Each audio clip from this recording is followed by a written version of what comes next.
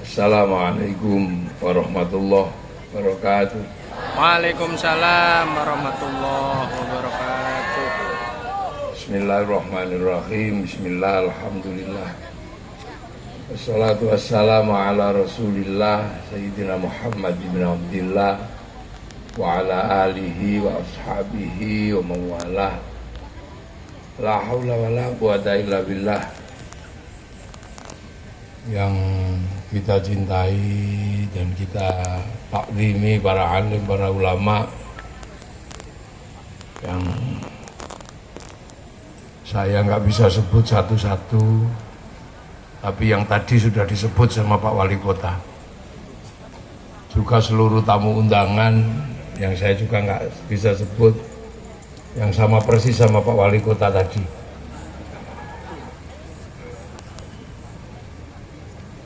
Para hadirin wal hadirat yang berbahagia, alhamdulillah. Ini ada dua hal. Hal pertama adalah Muharraman tadi itu. Pak Ketua Panitia yang kalah ganteng sama Pak Wali Kota menyampaikan ada dua hal.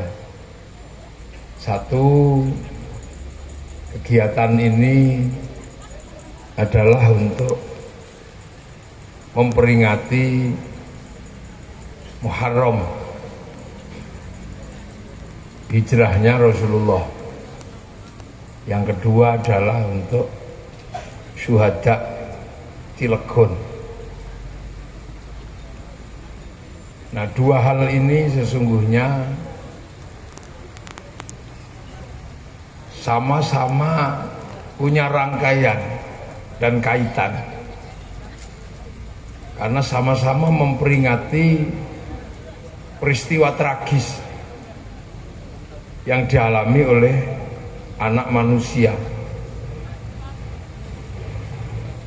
Yang satu adalah bahwa pada bulan Muharram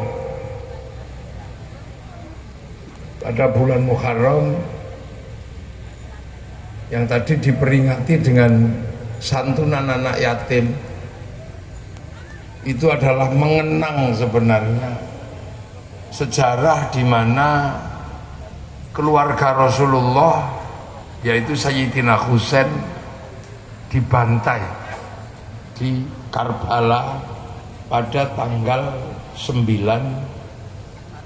Muharram atau 9 Asyura. Jadi Sayyidina Husain itu meninggal dengan cara dibunuh karena konflik politik. Makanya politik itu hati-hati, tugasnya Pak Wali Kota ini menjaga. Karena politik itu kalau sudah nggak terkendali, bahkan cucu Nabi pun menjadi syahid karena peristiwa politik. Konflik dengan Bani Umayyah waktu itu.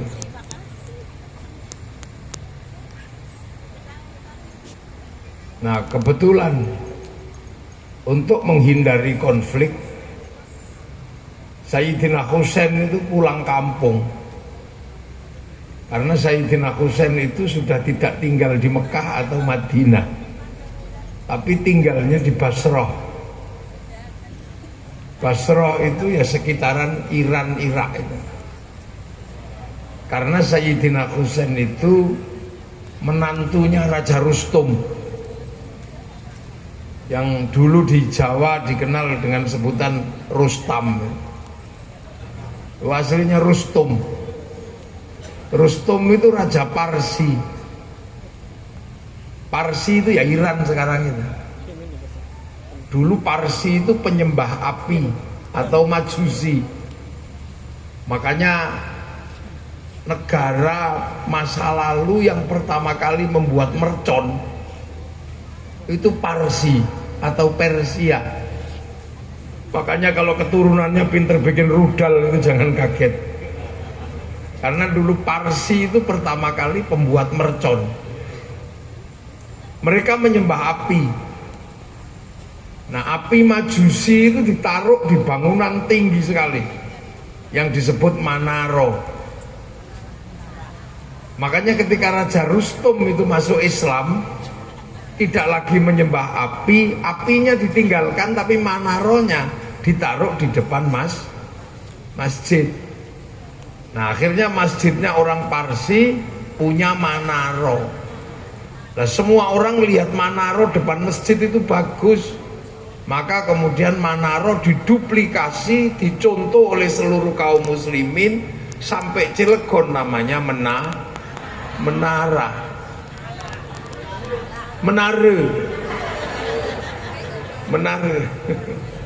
Menara Kule. Makanya Menare itu sebenarnya adalah sumbangsih peradaban Parsi. Nah, Sayyidina Husain sebagai menantu Raja Parsi terbunuh. Makanya orang Iran itu yang disebut Syiah, kalau berduka itu sampai melukai diri sendiri karena berduka atas nama keluarga. Jadi orang Iran itu merasa berkeluarga dengan Sayyidina Husain karena Sayyidina Husain menantu Raja Rustum. Nah, terbunuh di bulan Asyura. Makanya kalau di tempat saya bulan Muharram itu disebut Suro. Kalau di sini Sure. Suro sama. Nah, itu karena Asyura. Jadi di sini lebih dikenal dengan sebutan bulan Suro. Karena Asyura diambil belakangnya Suro, kayak Muhammad ambil belakangnya Mat, Abdurrahim Rokim. Nah, Asyura. Nah, bulan Asyura ini akhirnya kemudian diperingati oleh seluruh kaum muslimin bahwa ini bulan duka. Maka di bulan itu dulu seluruh kaum muslimin tidak bikin kegiatan yang sifatnya senang. Makanya di tempat saya, nggak tahu di sini bulan Suro itu orang tidak mantu, tidak menikahkan anak, tidak mengkhitankan anak, tidak pindah rumah. Pokoknya kegiatan-kegiatan yang sifatnya senang-senang dihindari di bulan Suro sebagai bentuk akhlak kaum muslimin berduka terhadap keluarga Rasulullah. Tapi dulu yang suka usil itu Belanda. Nah, Belanda itu bikin cerita baru bahwa orang Islam tidak menantu di bulan Suro kalau di tempat saya karena Nyi Roro Kidul mantu. Itu tertuang dalam tulisan Belanda karya orang Indonesia atas suruhan Belanda namanya Ngabdullah. Nulis sebuah tulisan serat yang dikenal dengan serat Darmo Gandul Gatulucu. Nah, itu nggak tahu. Nah, makanya kita ini masih punya tradisi itu. Orang di Semenanjung Padang sampai Jambi sana mereka membuat tabut itu seperti menara-menara kecil yang dihanyutkan di laut untuk menggambarkan keranda-keranda mayat yang waktu itu dipakai untuk mengangkat jenazah-jenazah keluarga Rasulullah. Itu sebenarnya akhlak kaum muslimin. Nah, apalagi di Indonesia akhlak itu penting karena kita ini bumi berakhlak, bumi bertata krama. Itu yang kadang kita lupa. Makanya anak sekarang ketika ngapain bulan Suro nggak boleh mantu, kamu jangan lupa bulan itu adalah bulan terbunuhnya keluarga Rasulullah. Makanya untuk mengenang selain tidak mantu, melakukan santunan anak yatim. Kenapa santunan anak yatim diutamakan di bulan Muharram? Karena hari anak yatim itu hari bulan Muharram atau Asyura. Dan ini kadang kita sudah lupa anak-anak sekarang bahwa ada masalah akhlak. Nah, Islam yang mengalami proses perkembangan ini kan ketemu dengan budaya yang berbeda-beda. Karena Rasulullah lahir tahun 571, itu saat dunia sudah berisi manusia, sudah penuh bangsa, penuh suku. Jadi Rasul itu lahir paling akhir. Tahun 300 Nusantara sudah punya kerajaan Kutai Kartanegara. 350 di Banten sudah berdiri kerajaan Saloka Negara. Tahun 400 berdiri kerajaan Taruma Negara. Itu sebelum Rasul lahir. Jadi sampean jangan bayangkan ketika Rasulullah lahir di sana jahiliyah, tempat kita masih jahiliyah. Enggak. Nusantara sudah penuh kemajuan. Bahkan ketika Rasulullah lahir di Jawa bagian tengah sudah berdiri kerajaan Kalingga dengan Ratu Sima. Kerajaan Galuh itu berdiri tahun 500. Tahun 600 di Jawa berdiri kerajaan Mataram, mempersiapkan pendirian Candi Borobudur. Kita ini kadang kalau ingatan ruang waktu kita ini yang kadang lompat-lompat, sehingga ketika menjelaskan Rasulullah itu seolah-olah dunia masih kosong seperti zaman Nabi Adam. Kalau zaman Nabi Adam itu memang dunia masih kosong, isinya baru 2 orang, ya Nabi Adam sama Siti Hawa itu. Walaupun ketika Nabi Adam suka keluar dan nggak pulang, Siti Hawa marah. Kok nggak pulang-pulang, dari mana? Main ke perempuan mana? Loh dek, kita ini baru 2 orang, belum ada yang lain. Loh makanya zaman Nabi Adam itu problemnya ya masih problem percintaan kan. Habil, Qabil. Nabi Nuh, Nabi Idris baru satu suku. Nabi Ibrahim baru beberapa kerajaan yang itu sifatnya nggak gede. Tapi zaman Rasulullah lahir dunia sudah penuh. Makanya Islam itu pada akhirnya ketika keluar dari Jazirah Arab ketemu dengan peradaban yang berbeda-beda. Ini yang harus kita pahami. Kalau Islam sendiri waktu di Arab masih jahiliyah. Jahiliyah kenapa? Nggak ngerti Nabi orang Arab. Karena orang Mekah itu ditinggal Nabi terakhir itu Nabi Ismail. Jadi lama sekali orang Mekah itu nggak punya Nabi. Makanya yang tahu Nabi ya cuman Allah toh. Coba kalau Nabi Muhammad itu lahir di Filistin gitu. Orang Filistin ngerti Nabi. Karena di Filistin ada agama Yahudi, ada agama Nasrani. Di Madinah orang ngerti Nabi.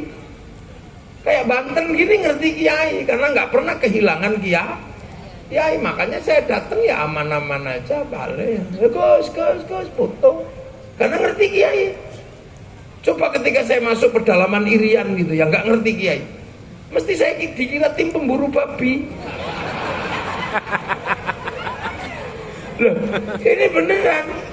Lah makanya ketika Nabi itu turun di Mekah, orang Mekah nggak ngerti Nabi. Yang tahu hanya Allah. Maka dokumen Al-Quran menyebut wakafa billahi syahida Muhammadur Rasulullah. Ya cuma Allah aja yang ngerti. Orang sana menyembah berhala, dia pagan nggak ngerti Nabi. Kalau dukun ngerti. Makanya ketika diajari Nabi orang Mekah susah. Tuhannya banyak diajari Tuhan satu. Konslet dia. Ini apa Tuhan banyak aja pusing, apalagi cuma satu. Udah satu nggak kelihatan lagi. Diajari sholat ngadep Tuhan yang nggak nampak, ya pusing. Biasanya ada patung. Udah gitu sebelum sholat disuruh wudhu. Wah ngerepotkan aja Muhammad ini. Minum aja susah malah wudhu. Apalagi kalau lagi jinabat suruh mandi, diminum aja susah, malah ini disuruh mandi. Kan air jarang di sana. Apalagi jinabatnya orang Arab kan semalam bisa 8 kali. Kalau orang Serangan seminggu sekali aja untung-untungan. Lah ya kan, makanan susah. Makanan kan susah di sana. Cari hewan harus berburu. Nanem susah. Makanya orang Arab itu paling suka berkelompok. Karena apa? Berdagang kalau cuma 2 orang, habis diajar sama suku yang lebih besar. Berburu cuma 1-2 orang, nggak ketangkep itu buruannya. Memburu arnab atau apa kelinci itu nggak kecekel karena cuma 2 orang itu. Makanya mereka komunal, saudaranya dihitung semua. Karena apa? Untuk kekuatan survival. Makanya orang Arab itu seneng ngumpulin saudara, ibin sampai banyak. Untuk nginget saudara ini kalau butuh perang panggil semua, butuh berburu panggil semua. Orang sini lupa sama bin lupa. Karena sendirian bisa hidup di tengah sawah, hidup dia. Ya kan, air cari mudah. Ikan cari mudah di situ, pindah situ udah hidup, pindah situ hidup. Makanya orang Arab itu nggak ada kampung kecil-kecil, nggak ada kampungnya besar, Madinah. Makanya kalau bangun jalan cepet karena cuma 1 akses. Lah kalau orang sini kan aksesnya banyak ke situ. Makanya jalannya kalau masuk kampung rusak. Karena butuh jalan yang banyak, nggak usah pusing, Pak Wali, tak belani sama saya. Loh itu. Makanya kita punya desa dusun kecil-kecil banyak. Loh di Arab itu kan itu, makanya orang Arab itu ya monoton. Dari dulu ya begitu-begitu aja. Makanya jadi kiai di Arab itu enak karena nggak berubah yang dibahas. Begitu nyampe sini yang dibahas tambah banyak. Makanya kiai sini itu lebih pinter daripada kiai sana. Asli. Orang sana bahas hewan. Dari dulu itu ya cuman itu. Ya unta, kambing, kuda. Nggak ada terus sampai bakasan terenggiling, laron, musang.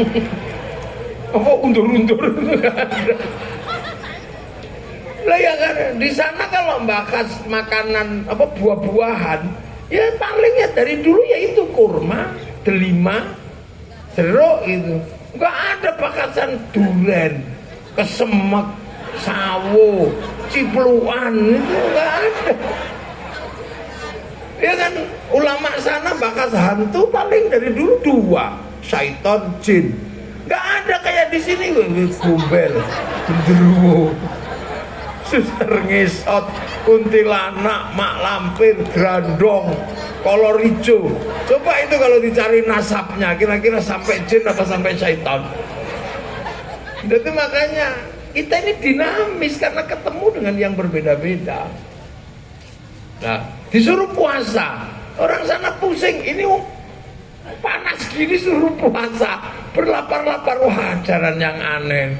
Suruh haji, nengok kampung sendiri gini, batu.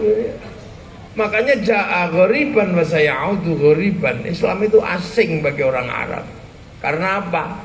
Bertolak belakang dengan caranya orang Arab. Mabuk enak nggak boleh, kelahi enak nggak boleh, godol istri orang enak nggak boleh. Ngerepotin pergi. Akhirnya Nabi Muhammad disuruh pergi. Maka ketika mau pergi Rasul berdoa, Allahumma hdi qaumi fa innahum la ya'lamun. Ya Allah, tunjukkan umatku karena dia nggak ngerti Nabi itu. Makanya Al-Quran menyebut wakafa billahi syahida Muhammadur Rasulullah. Sampai akhirnya ada orang yang percaya. Orang sana ya percaya 1-2, yang akhirnya disebut walladzina ma'ahu atau sahabat. Makanya sahabat itu ya orang Arab. Namanya Abu Bakar, Umar, Utsman gitu. Itu namanya sahabat karena Rasul orang Arab. Nggak ada sahabat itu Robin Shah itu nggak ada. Iya kan? Nggak ada Prabowo, nggak ada. Mana ada? Ya itu Terus ketemu sama orang yang nggak terima, namanya orang kafir. Orangnya ya sama Abu Jahal, Abu Lahab, namanya ya itu. Nggak ada orang kafir yang namanya Mukidi itu ya nggak ketemu. Nah ini bentrok di awal, sampai akhirnya terjadi rekonsiliasi. Ruhama'u bainahum tarahum ruka'an sujada yabtaghuna fadlan minallah wa ridwanan simahum fi wujuhim min atharis sujud. Semua tidak ada yang lain selain mencari ridho Allah. Loh, sampai akhirnya disebut di situ Islam itu dzalika mathaluhum fit Taurat wa mathaluhum fil Injil kazar'in. Islam itu seperti digambarkan seperti tanaman. Maka keluar dari jazirah itu ada yang nanam. Nah, yang keluar ke Parsi dibawa oleh Sayyidina Husain. Yang keluar ke Eropa dibawa Tariq bin Ziyad. Yang ke Cina dibawa Sa'ad bin Abi Waqqas. Nah, yang ke Afrika dibawa sahabat Salman, sahabat Bilal. Jadi Islam itu yang nanam beda-beda. Bibitnya dari mana? Rasulullah. Sampai akhirnya ditanam di Nusantara. Makanya kalau di Jawa itu ada tembang lir-ilir tandure wusu. Tandur, tanaman itu pakai bahasa Al-Quran itu tandur. Sing nandur siapa? Ya para wali. Karena kedatangan ke sini, ini daerahnya Majapahit, daerahnya Pajajaran, daerahnya Sriwijaya. Peradabannya sudah sangat maju. Majapahit sebagai penguasa terbesar Nusantara sudah punya slogan Bhinneka Tunggal Ika. Di sana masih diajarkan lakum dinukum. Sini sudah Bhinneka Tunggal Ika. Loh, ini pelajaran besar. Makanya yang datang ke sini nggak mungkin ke orang sembarangan. Nggak bisa orang sembarangan. Makanya kalau ada yang menyatakan Islam di Nusantara diajarkan, disebarkan oleh saudagar, itu nggak mungkin. Saudagar itu kalau menurut orang Hindu kastanya sudra. Sudra itu nggak boleh ngomong agama. Yang boleh ngomong agama itu otoritasnya Brahmana, kasta nomor 1. Jadi agama dari dulu di sini itu kelas 1. Walaupun raja kalah sama Brahmana. Walaupun punya tentara, punya pasukan, kesatria kastanya para raja, nggak boleh ngomong agama. Wisya pegawai, nggak boleh ngomong agama. Apalagi sudra, petani, pedagang. Mau sekaya apapun petani, pedagang, ya sudra, dia nggak boleh ngomong. Nah, di bawahnya ada orang hidup tapi nggak mau kerja, minta-minta tok, namanya paria. Nah, di bawahnya paria ada orang hidup tapi nggak mau minta, tak malu, ngutil. Ngentit itu apa? Tapi kecil-kecil, dikit-dikit, itu kastanya kuca. Makanya kalau yang suka ngentit bansos itu kuca.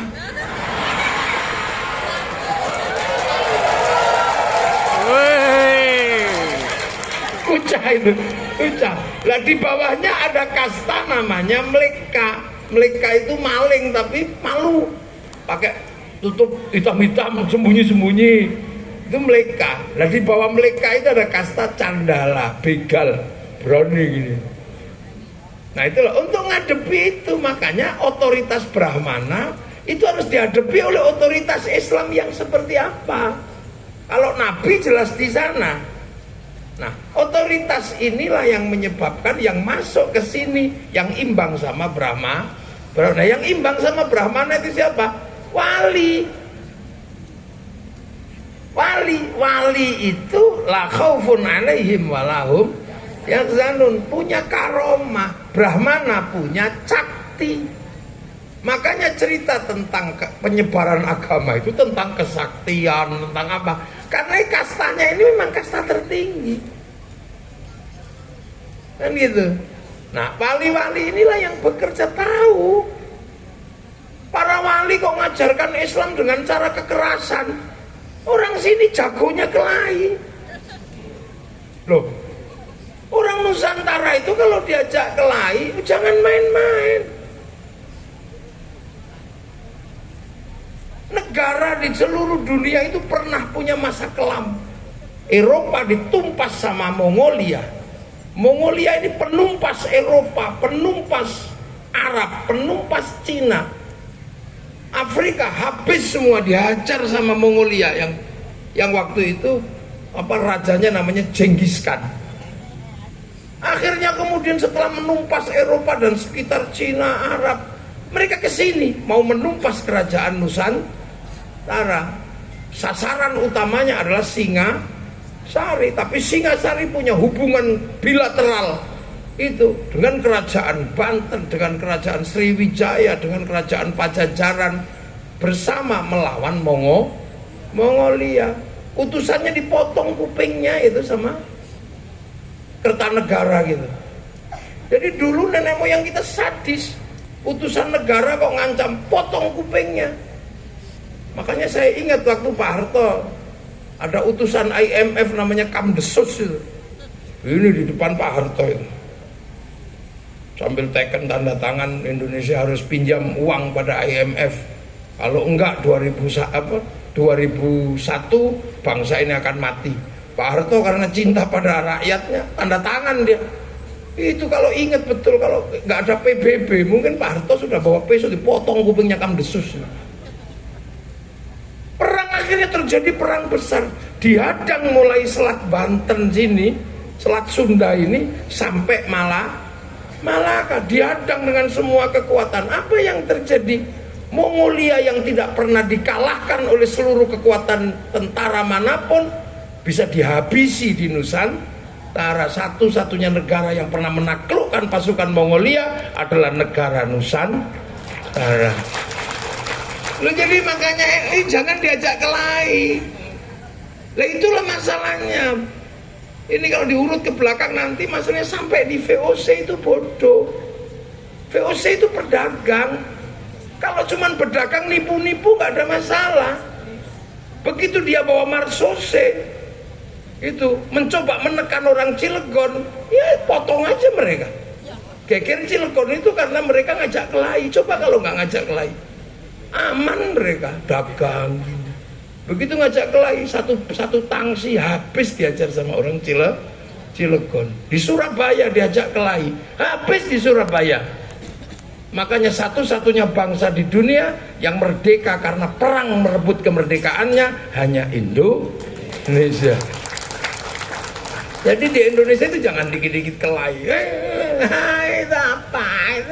Kita cuma diem-diem aja, tunggu aja. Makanya jangan ngajak kelahi orang sini. Orang sana punya samurai, orang sana punya, sini punya golok, sama aja. Jadi dipikir bangsa ini bangsa ketinggalan, enggak. Cuman kita diajari akhlak untuk diem. Tapi kalau udah keterlaluan, jangan salah, Belanda aja habis. Nah, tapi nanti tak jelaskan belakangan, kita awal dulu ini ya, biar juntrung. Nah, akhirnya para wali ini melakukan pekerjaan bagaimana melakukan pengislaman dengan cara pertanian. Ya nggak mungkin lah orang sini jagonya bertani. Menyebarkan Islam dengan perdagangan, orang Indonesia jagonya berdagang. Jungjung Majapahit, Jungjung Pajajaran itu bisa sampai di di jalur sutra sana, berdagang sampai ke Madagaskar, berdagang sampai ke Arab. Makanya orang sini bawa kopi, begitu dijual di sana disebut Arabica, padahal kopi dari sini. Kopi Cilegon. Di mana ada orang Arab punya kopi? Kalau kurma sih iya. Dia kan gitu dagang di sana. Orang di sana tiba-tiba punya rumah kayu besar-besar. Ya dari sini mana ada kayu di sana. Makanya sana gitu alat musiknya cuma terbang kecil-kecil kan, teng teng teng teng teng gitu.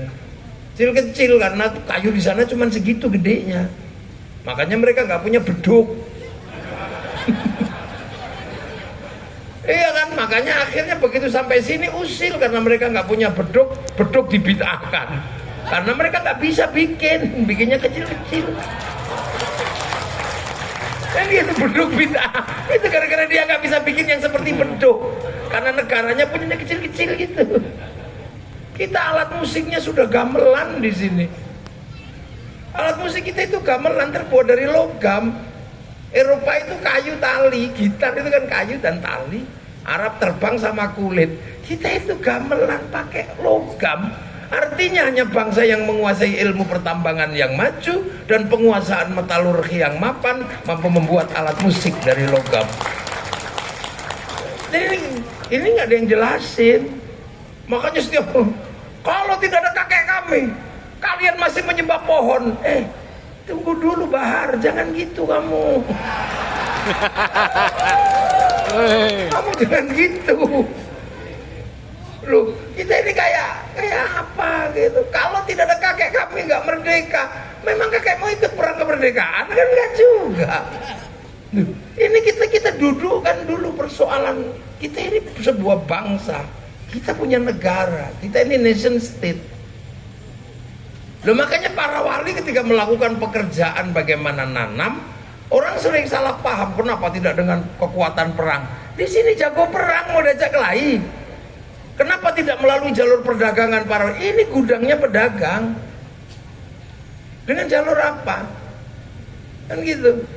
Akhirnya yang dilakukan oleh para wali ya download.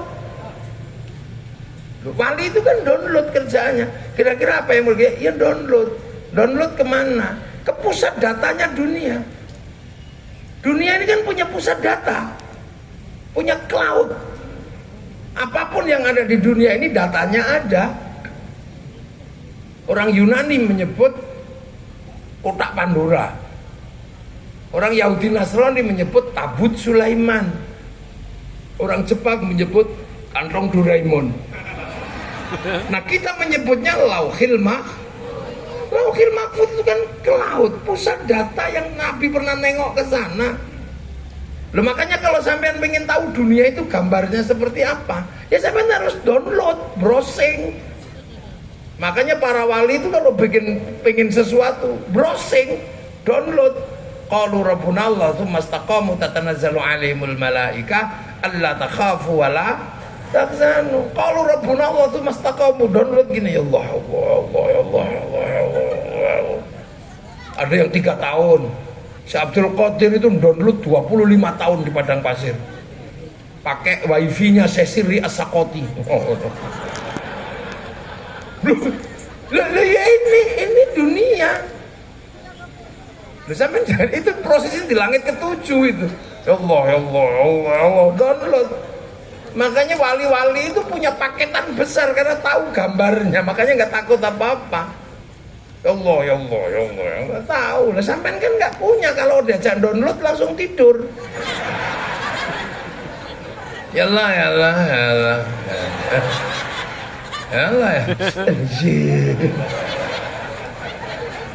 Makanya kita ini nggak punya paketan. Makanya tadi Yai memimpin tahlil itu sesungguhnya kan proses syar'id. Loh, ini kan proses syar'id, proses tetreng tadi itu. Loh, manusia itu seperti handphone. Handphone itu hidup kan karena ada kartunya. Ya karena kartu itu kan didaftarkan di satelit. Satelit punya program dan paketan. Makanya kartu itu bisa hidup karena menggunakan paket satelit. Tinggal menggunakan provider siapa? Telkomsel atau XL atau Indosat. Semua mau Indosat itu kan paketannya ngambil dari sana semua. Terus kemudian kita beli paketan, akhirnya handphone kita hidup, terus kirim foto, kirim gambar, kirim apa. Yang penting punya wifi. Nah kalau nggak punya, cari wifi gratisan .co.id, pergi ke warung kirim gitu. Lo kan sama manusia kan, manusia ini kan terdaftar di sana. Alastu birabbikum qalu bala syahidna, didaftar di Lauhil Mahfuz, terus dikasih paketan, nyawanya sekian, rezekinya ini, suaminya ini, kan gitu. Makanya kalau paketannya habis ya kik, udah selesai.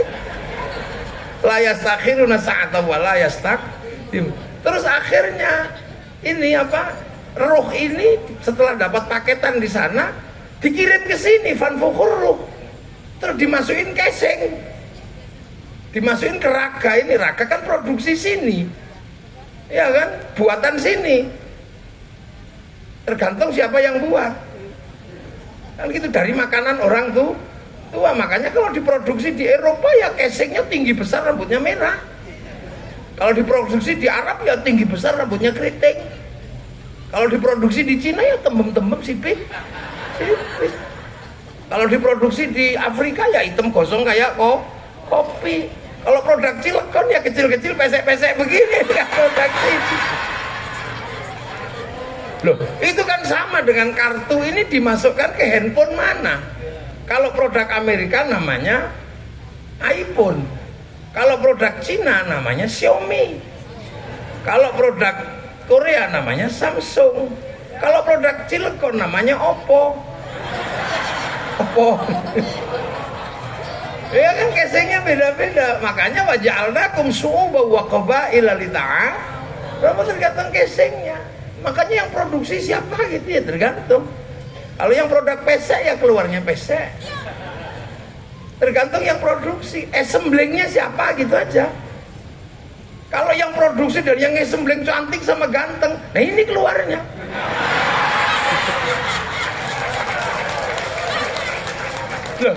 Lah makanya roh ini terdaftar di shuttle. Makanya nyawa orang itu punya apa? Bisa membawa paketan langit, terhubung sama langit. Makanya sampai jangan macam-macam gitu lah.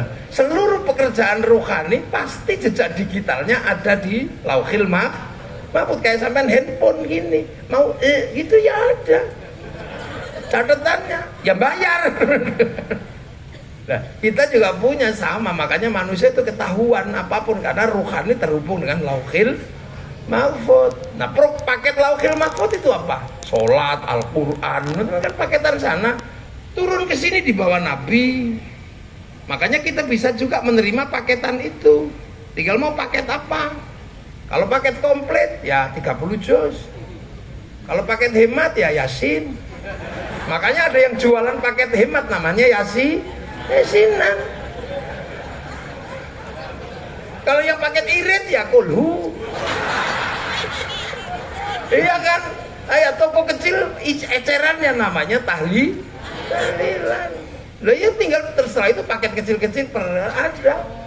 Kan itu ada paket khusus untuk kelahi ada. Ida patostum jabarin. Ada paketan pemburu. Wama romai tawalakin Allah Roma. Begitu, ada paket cinta. Kalau cintanya ditolak ada paket khusus itu. Innahu min Sulaiman wa innahu bismillahirrahmanirrahim. Ada paket untuk istri cerewet, ada. Sumumbuk menumi lah. Makanya ada itu sebenarnya paket, itu paket. Nah itu makanya kan kita ini bisa kirim kan, kirim Fatihah, kirim sesama kartu. Maka orang-orang itu bisa kirimi doa, kirim Fatihah. Kalau punya wifi. Nah kalau nggak punya wifi, ya cari wifi gratisan. Wifi-nya siapa? Wifi-nya Nabi, wifi-nya wali. Namanya apa? Tawasul itu kan cari wifi gratisan. Makanya kalau cari wali hati-hati. Jangan sampai walinya ini tidak terverifikasi, repot sampean. Nah itu makanya akhir-akhir ini ribut kan. Tiba-tiba ada pasar wali baru. Wali kita kan Syekh Abdul Qadir Al-Jilani, Syekh Hasan Sadili, Syekh Bahauddin An-Naqsyabandi, Imam Ghazali. Ini kan terverifikasi. Kartunya apa? Karyanya ada, saksinya ada, hidupnya terdaftar. Nah sekarang yang ada kan pasaran wali-wali baru yang kita kadang pusing sekarang. Ada wali bisa Isra Mi'raj 70 kali gitu. Loh, ini harus diverifikasi karena kita paling suka menggunakan wifi gratisan. Ya kan, ada wali bisa memadamkan api neraka. Rasul kalah lama-lama ini. Nah ini makanya pentingnya di situ. Karena kita paling suka pakai wifi gratisan, terus kita kirim. Pertama pasti kita kirim pakai providernya Nabi, provider utama ila hadratin Nabiyil Mustafa by name by address. Kan? Wa ila jamil ambiya, kita nggak tahu namanya, nggak tahu alamatnya saking banyaknya. Tapi begitu wa ila jamil ambiya wal mursalin, jelas by name by address. 25 kan? Adamun Idris Nuhun Utuma Soleh wa Ibrahim kulun muttaba Lutun wa Ismailu Ishaqu kada Yaqubu Yusufu wa Ayyubu kada Su'aibu Haruna wa Musa wal Yasa Dzul Kifli Tawudu Sulaiman uttaba Ilyasu Yunusu Zakaria Yahya Isa wa Toha Khotimun Tagoya. Jelas. Setelah itu wa ila jami'il ambiya wal mursalin wal ulama wa syuhada wa sholihin, kita nggak tahu namanya. Itu. Terus wa ila jami' auliyaillah, kita juga nggak tahu wali itu siapa dan di mana. Apalagi kalau minal masyariq ila maghribiyah, di belahan timur, belahan barat, fi barriha wa bahriha, di daratan, di lautan. Daripada kita pusing mikirin itu siapa aja, serahkan sama koordinatornya. Wa ila hadrati sultanul auliya Syekh Abdul Qadir Al-Jilani. Baru kemudian kita kirim wa ila abaina ummahatina masyayikhi, kita nggak tahu itu siapa aja. Apalagi wana khususon ila jami syuhada geger Cilekun, ini siapa aja. Nah udah deh, ila jami'il muslimina wal muslimat al ahya. Waduh, yang hidup ini lagi ngapain? Mau kita kirim jangan-jangan lagi biliar, jangan-jangan lagi apa. Lu al amwat kita nggak tahu itu by name by addressnya, alamannya. Al-Fatihah tetring serit bet itu sudah. Wah nggak nyampe, lo kata siapa? Jangankan Fatihah, sepak bola aja nyampe. Loh, sepak bola itu kan yang nonton cuma satu orang di Qatar sana. Piala Dunia nyuting satu orang aja, sama dia dinaikkan ke oleh satelit, dibagi ke seluruh dunia, namanya siaran langsung. Bagian semua kok, walaupun nggak usah ke sana. Iya kan? Makanya orang kalau nggak percaya doa dibagi, orang itu pasti nggak punya TV.